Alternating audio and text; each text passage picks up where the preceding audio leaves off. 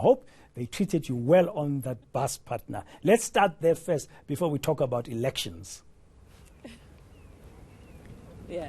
Yeah, well, they certainly have treated me well, Shane. They said I'm much lower maintenance than Mgambino partner, so they're very happy with me and they want me to stay on the bus. We've been playing charades, we've been playing cards. No money has changed hands yet, so we're not gambling, just so the bosses know. There's no gambling that's happening on the bus, and people have been very kind along the way. So the bus has been fun. I have managed to keep the nausea down because I don't travel very well. But so far, so good. We haven't needed the brown paper bags on the bus so far. It's been all good so far. So we're here at the Donkin Reserve this morning, partner. It is a landmark here in Port Elizabeth. It's where marches culminate. It's where memorandums are handed over. It's where celebrations are held as well. It's also where a tourist flock. It's a tourist hotspot. It's also a criminals flock so that they can target tourists here. And it's also a place where we find students. Student accommodation is on the other side, across the road from the Donkin Reserve here. And students are a big focus of this election, as you would know. People want to know, who are the young South Africans voting for? Are they voting? And why are they voting if they are making that choice to do so? So it's only fitting that we have with us student Natasha Banda. She is a journalism graduate. She's already graduated, so she knows all about the journalism landscape. We're giving her a taste of it. She's going to be spending the day with us on the bus as we go through the various parts of Port Elizabeth. Natasha, good morning. Good morning. And thanks for coming out early. I'm sure you're used to early starts as a student as well, late nights and early starts. Exactly. So you're a journalism graduate. Yes. You've obviously been keeping your eye on the political landscape, even though it's not your favorite thing to talk about from what Yes, you've told me.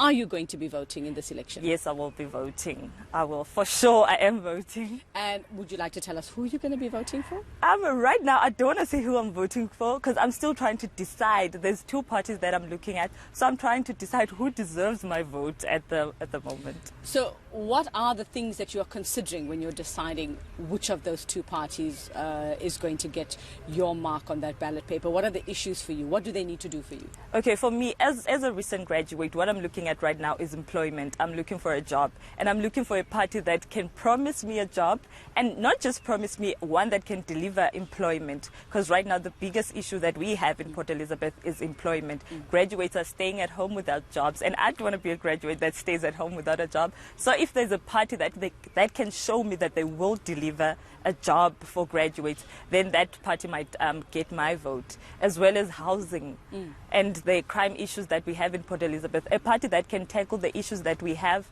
is a party that I'm definitely going to vote for. Okay, well, you have about 12 days, I think, to make that decision. To make the decision. So I suppose you'd have to... They don't have much time to reel you in, I suppose.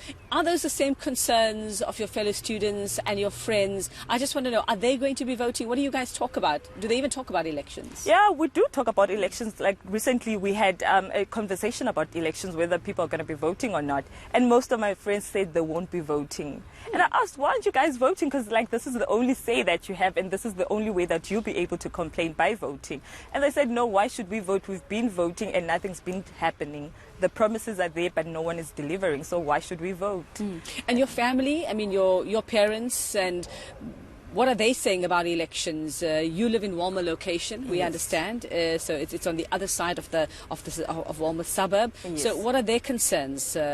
Being here in Port Elizabeth, working here in Port Elizabeth.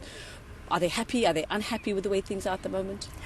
No one is happy about the way things are at the moment. Because at the moment, like in Woma, there's sometimes we have water restrictions. There's recently been electricity load shedding, which has been one of the biggest issues that we're faced with. Whereas as well, housing in Woma, we have housing issues. There are people that still live in shacks. There are people that don't have toilets. And in the streets, you found drains that are not fixed. The roads are not fixed. So no one is happy at the moment.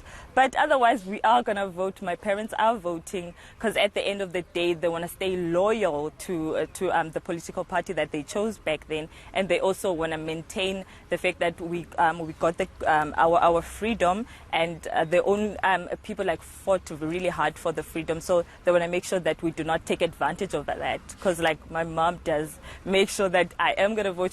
She makes sure that I register to vote. You and your siblings. You're one of my five, siblings, right? Yes, I'm one of big five. Family partner. So yeah, I think my mom encourages us to vote because she keeps on reminding me that if you don't vote, then you can't complain. Make sure that your voice is heard. Go vote. It's okay if you're not happy with the party.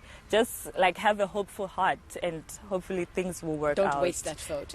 Okay, so before we go back to Dan, I want to find out from you, coalition. It's a coalition government here in Port Elizabeth, the coalition municipality. There's been some changes. A new mayor, Mongameli Bobani, coming in about 7 months ago. Yeah. Was there panic at the time? What were people saying about about the change in mayor and what Athol Trollip was like? And we know that they had their fair share of fights, these two men as well. Yes. So what was the talk of the town, or what is the talk of the town since then? Okay, so when the change was happening, a lot of people were excited that Trollip has been taken out and there's going to be a new mayor.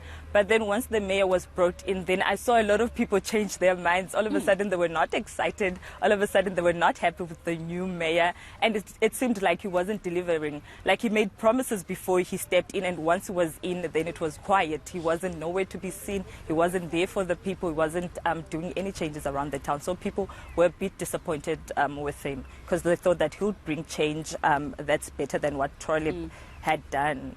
Yeah. Okay, so that's where we're at the moment in the Nelson Mandela Bay municipality, partner, and that's coming from the young Natasha Banda, 23-year-old journalism graduate. She's got her eye on the political landscape here. She's been chatting to people around. She's got a feel of what residents and communities feel here, and the young vote as well. And she's going to be voting. She can't decide yet who that's going to be, but she's got a couple of days, just under 2 weeks to do that. And of course, we do know that her vote is a secret, partner. Well, we wish you well there in PE.